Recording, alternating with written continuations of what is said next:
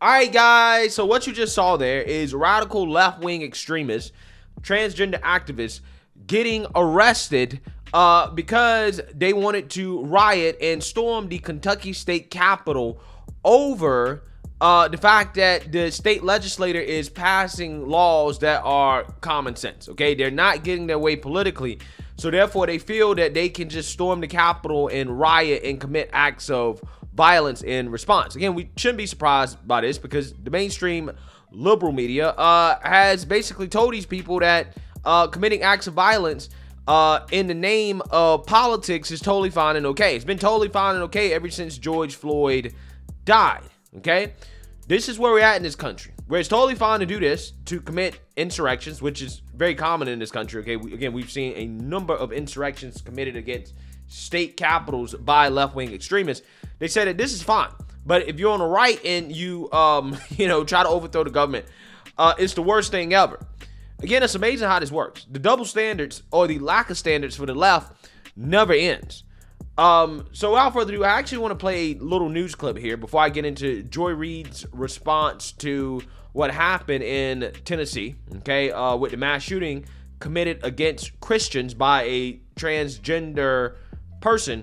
I want to play this news clip of what's going on in Kentucky so you guys get a better understanding of the legislation that's being passed there and why these so-called activists are upset. Take a look. And I'm Lindsay Allen, and tonight for Fallon Glick, 19 people zip-tied, escorted out of the Kentucky Capitol and arrested today for protesting a bill related to the most intimate parts of a transgender youth's life, including access to medical care, using the bathroom at school, and what name their teacher calls them. WDRB's Monica Harkins is in Frankfurt with details about what led up to today's mass arrest. Monica?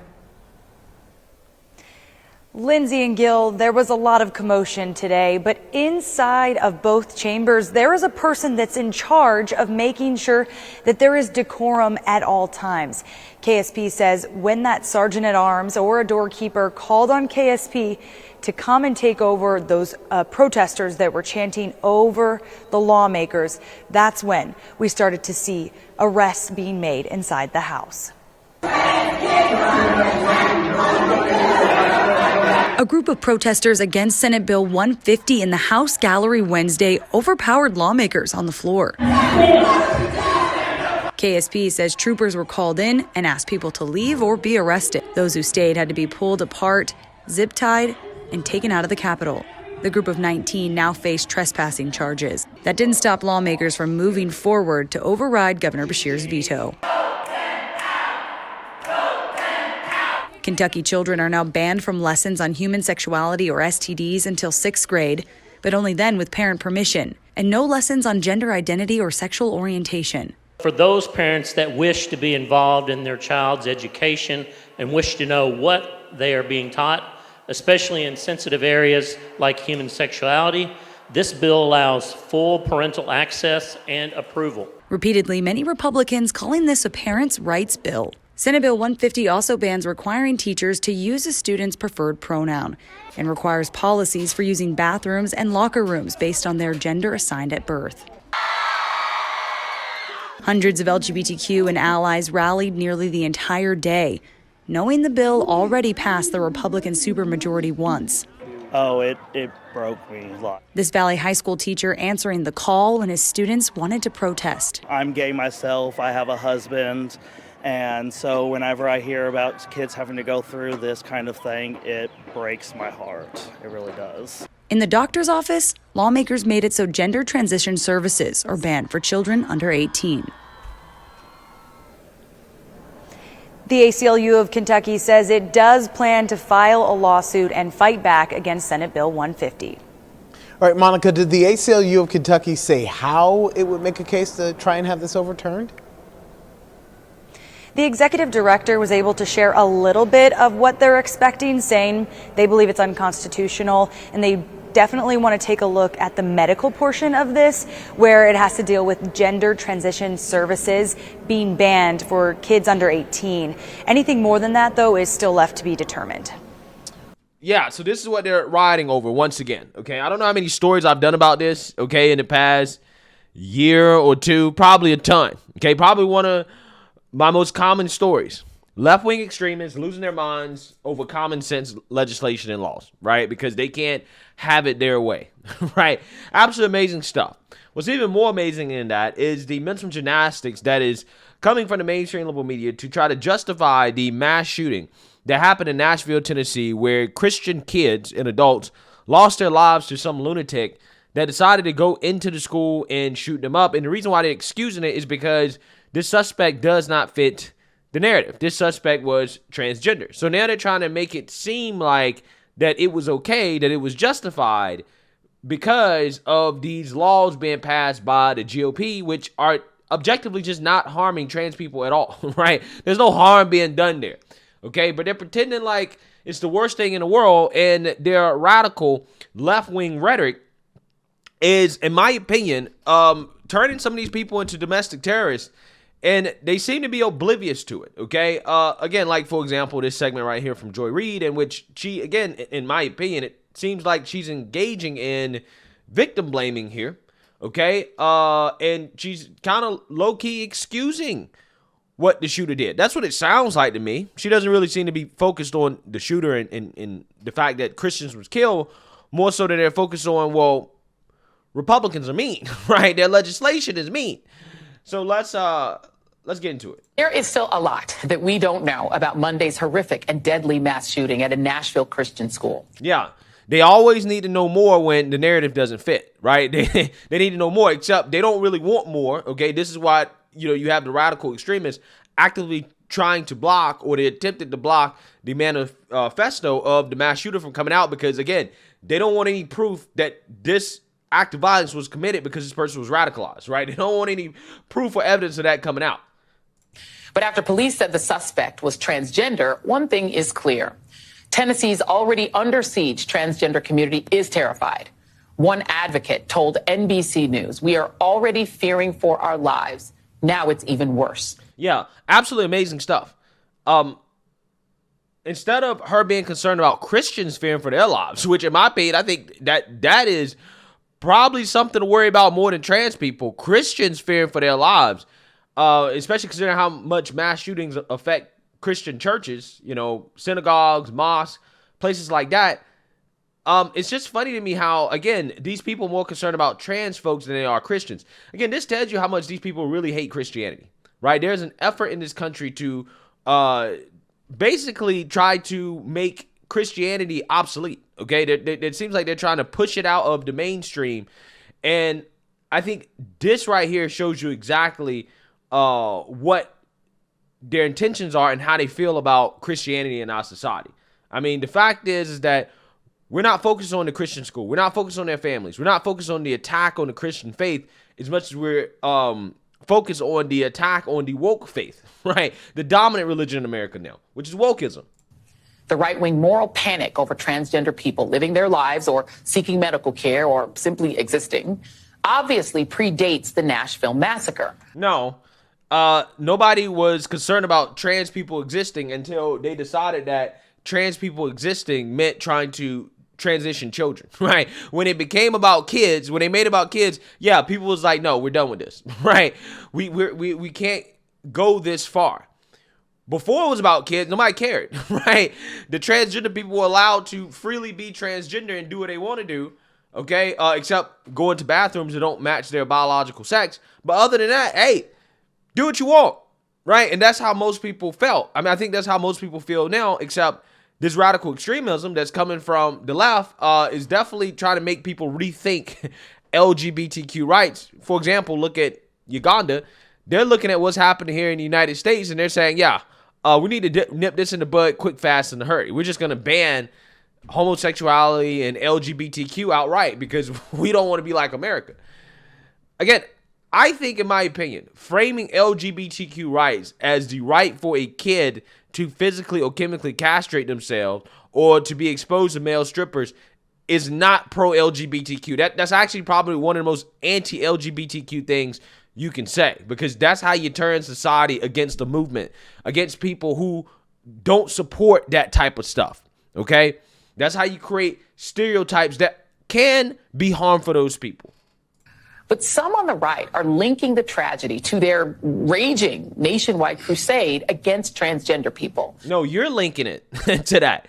You're basically trying to justify it by saying, well, you people on the right won't let kids get castrated.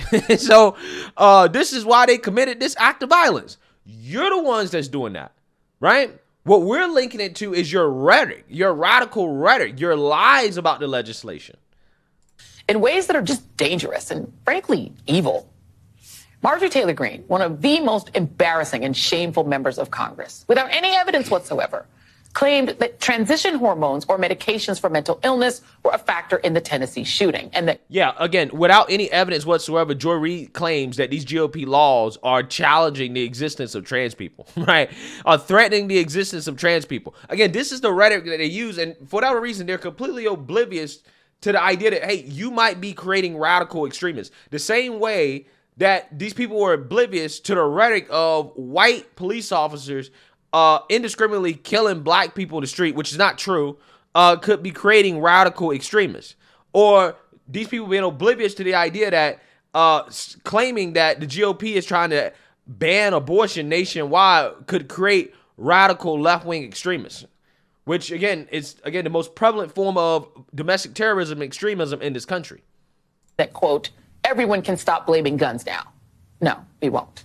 J.D. Vance, who sold his soul to Donald Trump for an Ohio Senate seat, shared his deep wisdom that, quote, if a trans shooter targeted a Christian school, there needs to be a lot of soul searching on the extreme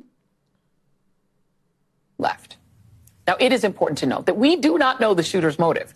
Just a point of journalism. Yeah, again, this only matters when it's not a straight white male. When it's a straight white male, the media already knows the motive. It was white supremacy, right? It was either guns or white supremacy. That's what they do. Again, it's amazing how, oh, we need to wait for all the facts when, again, the person doesn't fit the narrative. Absolutely amazing stuff. You don't really want to know the motive. That's the truth here. You don't want to know the motive. But in a particularly appalling act of hypocrisy, insurrection fist-bumping Senator Josh Hawley called for the Nashville shooting to be investigated as a hate crime against Christians. The same Josh Hawley, who was the only senator to vote against a bill to better prevent and investigate anti-Asian hate crimes in 2021. Well, that's pro-black, right? That's a pro-black stance, because who is committing most of those anti-Asian hate crimes? It's not who the mainstream liberal media wants you to think it is. I'm just saying, that was a pro-black thing from Josh Hawley there. And last night, you know who? Fox's hate entertainment broadcaster Tucker Carlson of the I Hate Trump Passionately group text and Lies About Dominion joined in. The trans movement is the mirror image of Christianity and therefore its natural enemy. The trans movement is targeting Christians, including with violence. Most Christian leaders in this country don't want to admit that. Admitting it might force them to take deeply unfashionable positions. Joining me now is Jim Wallace, founding director of the Center on Faith and Justice at Georgetown University, and Charlotte Clymer, transgender activist and former press secretary. Yeah, so Joy Reid is going to bring on this trans activist, this trans Christian activist, and this is what he had to say. There are statistics that show that violence against transgender people was already high. 2.5 times more likely to be victims of violence than cisgender people. From 2017 to 2021, the number of trans people murdered more than doubled. 73% have been killed with a gun. Right. And yet we're now seeing the moral panic over trans folks shifted onto this Nashville massacre. That's right. It seems that the Republican Party, as usual, just can't seem to do basic math. Since January 1st, 2016, there have been 3,580 mass shootings in the United States based on the Gun Violence Archive. Less than 5 of those have been trans. So we're saying that 99.7% at least of the mass shooters have not been transgender. So if we're going to ban someone, maybe we should ban people who are not transgender from owning weapons, if that's the logic. But I don't think that's what they're trying to say, is it? They're not trying to fix the problem. They're trying to weaponize it and exploit these senseless deaths. 3 9-year-olds who were brutally murdered just for their own bottom line in the ballot box. It's disgusting. It's hypocritical. And by the way, as a Christian, I find it offensive that they would leverage Christ's teachings in such a heinous way against innocent people. And I think children are only unsafe at drag shows when a shooter shows up to kill them. That's right. That's where the threat is. I would challenge anyone just to get to know trans people. We are a vibrant, diverse community, as diverse as anyone else. You know, I'm from the great state of Texas. I served in the military. I go to church every Sunday. My faith is very important to me. But God made me in her image. God made me transgender.